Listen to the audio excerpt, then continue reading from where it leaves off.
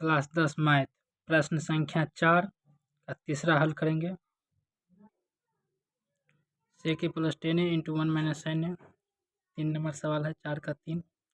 सेक ए को हम लिख सकते हैं 1 बाय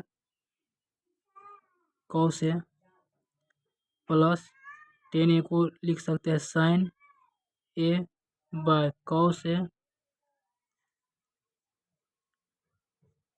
1 माइनस साइन ए बटा में 1। दोनों को एलसीएम ले लेंगे तो हो जाएगा कॉस ए, यहाँ पर हो जाएगा 1 प्लस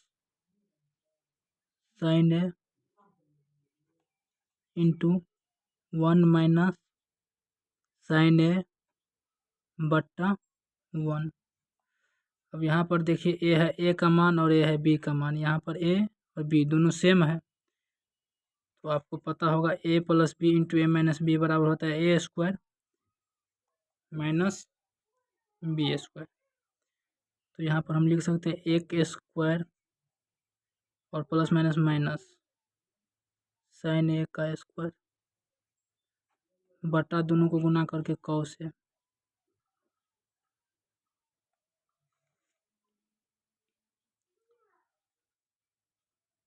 वन का वर्ग 1 माइनस साइन स्क्वायर ए बटा कॉस ए, और इसको हम लिख सकते हैं cos square 1 minus sine square A बराबर कॉस स्क्वायर ए बटा कॉस ए।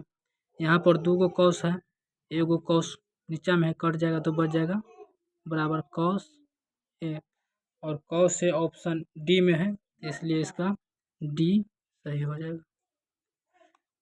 ठीक है, तीसरा हल हो गया। चौथा 1 प्लस 10 स्क्वायर ए बटा 1 plus cot square A 1 plus 10 square A बराबर क्या होता है तो 10 का सेक स्क्वायर ए हो जाएगा।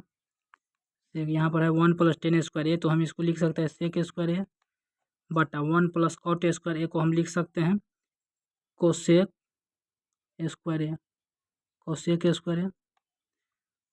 अब सेक स्क्वायर ए को हम इस प्रकार लिख सकते हैं 1 बाय कॉस स्क्वायर ए बटा कोसेक स्क्वायर ए को हम लिख सकते हैं 1 by sine square A, sine square ए।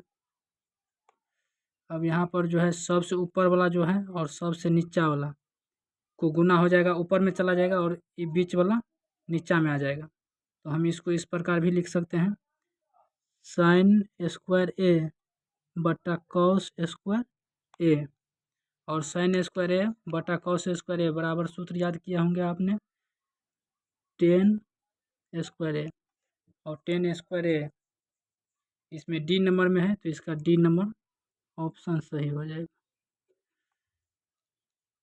इस प्रकार हम 4 का पूरा ख़त्म कर लिए हैं। अब 5 नंबर सवाल है।